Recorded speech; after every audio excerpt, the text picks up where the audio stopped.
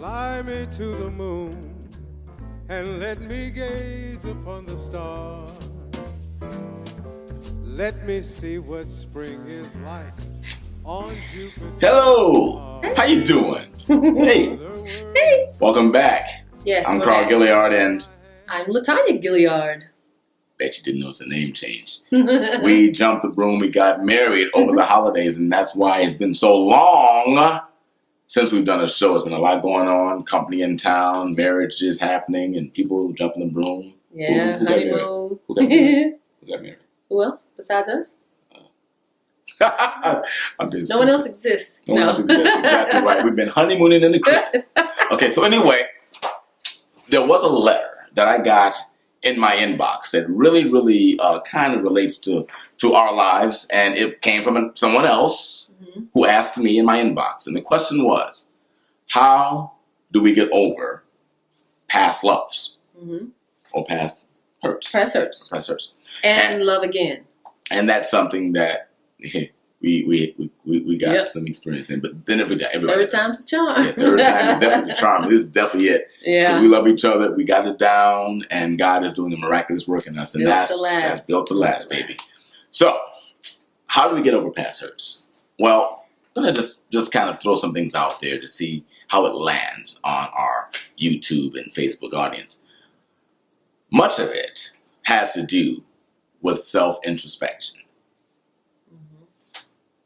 I liken going through a hurt, disappointment in life, not just in love, but any area, to an opportunity to grow, to allow God to bring forth in you what He has for you, that you can share that with others, but also be better. Be a better Carl, be a better Latonya, and not focus so much on what the other person did, what you think they did. Yeah.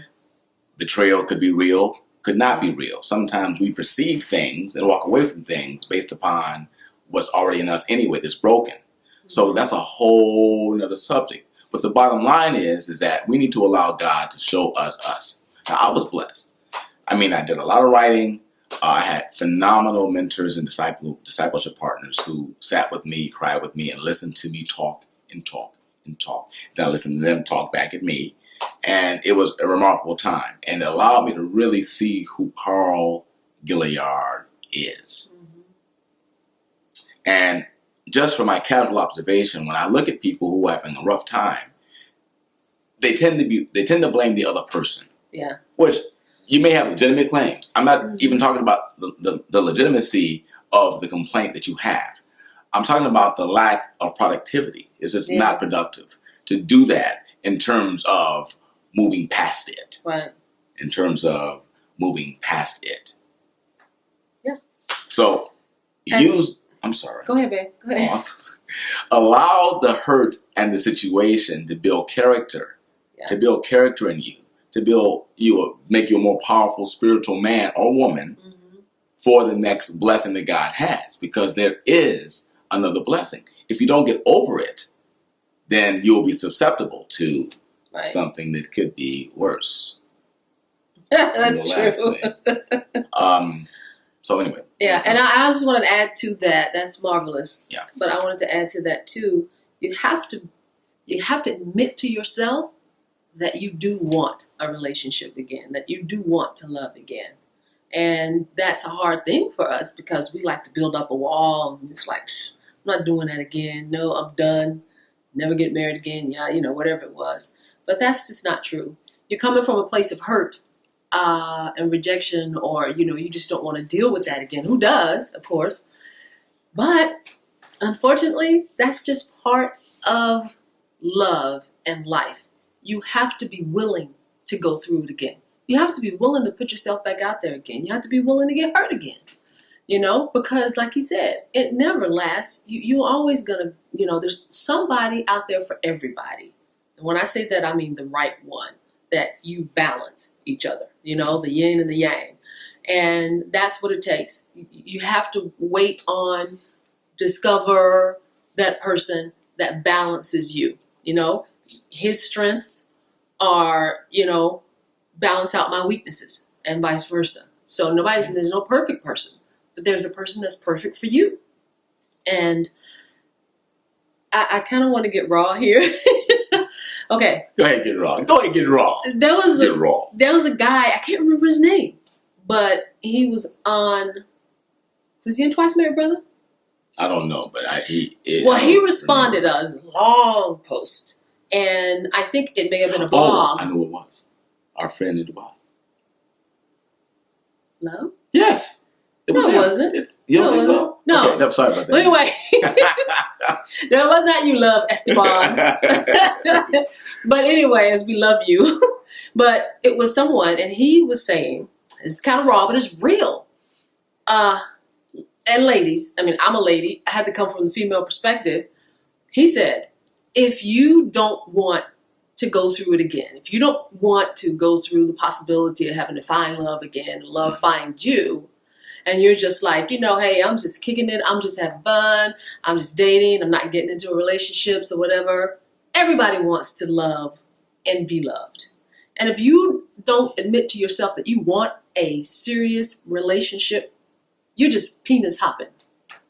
That's exactly. It was penis swapping. Penis swapping. Or something like that. Penis swapping. Penis comparing. And listen, But it's true. No, it's true, because that's what you'll find yourself doing, and you may not get into a an intimate relationship with everybody that you date, but that's what you're doing if you don't want a serious relationship. You just out there hopping around. And let's get to the reality of it, because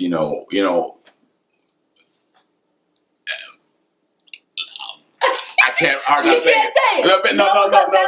No, that is it. But what happens though, and my wife is right in terms of just knowing that you want to be in a relationship, because even if you say you don't want to be in one because of the fear of what happened before, you always end up being in one anyway. Anyway, that's right. Eventually. Then there's many of us who want to be, walk in celibacy before we meet our husband or wife, right?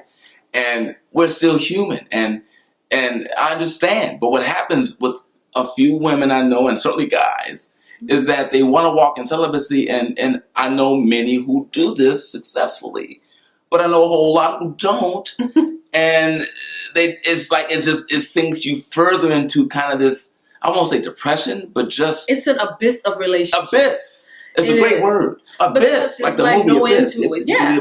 I saw that. It was a good movie. It was. But there's no end to it. Yeah. If you don't want to settle down, eventually somebody's going to come along that wants a relationship with you, and you're going to nix it because of that fear.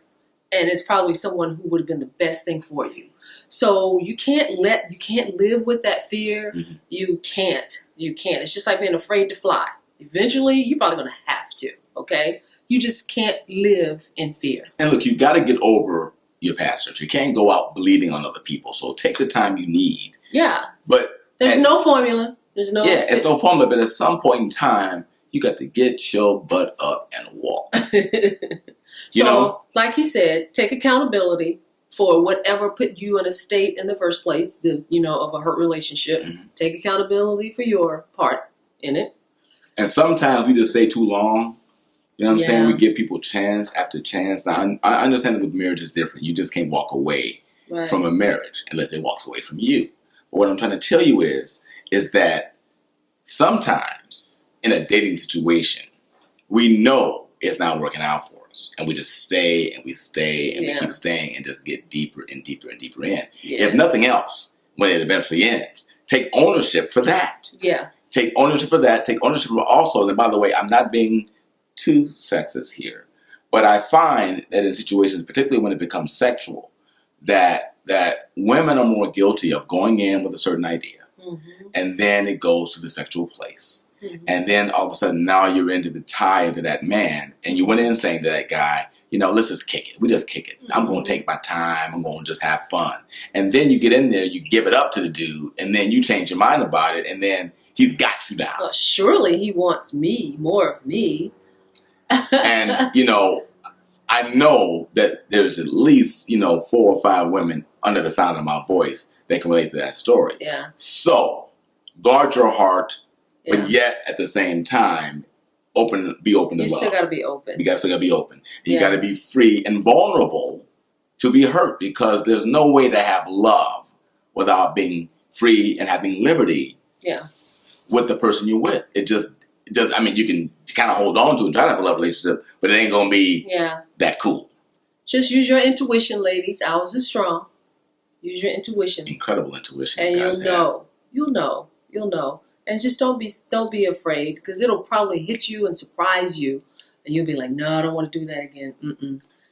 When I met her, go. She told me that she did not want to get married. And when I met her, it was kind of cool with me because I wasn't really looking to get married per se. I kind of had gotten to the point where I knew I wouldn't marry again. But I wasn't looking. I was going to just kind of chill and kick back in my new bachelor pad and do my thing. And she captivated me. And it was funny because she didn't want to get married. And I was like, cool.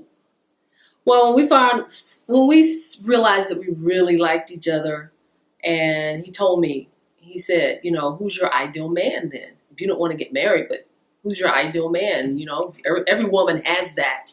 And so I went down my little list, and he told me, if I ever find that man who's got everything on that list, that man is going to want to marry me. He's not going to want to be in a casual friendship relationship. He's not going to be a professional boyfriend.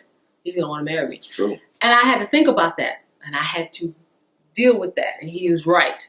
He's right. And it's just like that kind of opened me up to like, yeah, okay, you may have a point there. I know lots, we're going to close with this. I know lots of ladies who have told me either what she said to me, which is I don't want to get married again, or I just want a serious relationship. Mm-hmm. I'm going to let you in on a trade secret. I'm not trying to tell you that when you meet a guy, you know, you're all over him telling him you want to get married. I'm not saying that. I'm not, because you don't want to scare brothers. You don't want to scare brothers. But do not block the idea of having marriage in your life unless you're sure. You're absolutely sure you don't want marriage. And in that case, you will be penis swapping. I'm sorry. Over the rest of your life. I'm not saying every month, but over some level of increment, you will be penis swapping. So if that's you, cool. I'm not making a judgment there. And if you enjoy that, fine. Okay, but what I'm trying to tell you is that you are sending a message to that guy. Yeah. That you don't want to get married. It's a different kind of guy you're going to attract. Right. I'm just telling you. That's true. So don't complain. If you choose that, don't brothers complain. Don't. I got mine, so I don't care what y'all think. And we're going to end this on a note of one of my favorite songs. Okay. Nature Boy. And he says, the greatest thing you'll ever learn is just to love and be loved in return. That's it. That's what we all want. Be loved. Oh, it's okay. It's okay, baby. Yeah, that's I love you. That's the Benson version. Okay. All right. Anyway. Okay, we're out. Thank you for watching. Yes. And look out for our live event, March 21st. Come see us live. Save the date. March 21st. That's in March. Isn't that the beginning of spring? It's close to it. Whatever. Close right there. You remember that. So, you guys. Change. Okay, we're out. Stay black. Good to see you again. Bye.